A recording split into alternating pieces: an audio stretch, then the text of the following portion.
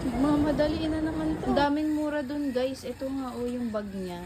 Ang ganda ng quality. 300 lang siya. Ayun yung loob ng bag. Marami na rin siyang malalagay. Waterproof din yung ito. 70 lang rin tong tumbler. Ito yung pinakamura sa nabili namin. 25 pesos lang siya. Ayan. Pag inopen mo siya. Ayan. Meron siyang color. Saka parang ayan o, meron siyang papel dito. Isa namin nabili, 50 pesos lang siya. Ayan, bali yan siya guys. Dalawa bola niyan eh. Hello. Girls. Wala kasing ganito namin. O diba, nakabili tayo ng tig 140 lang. Ito o.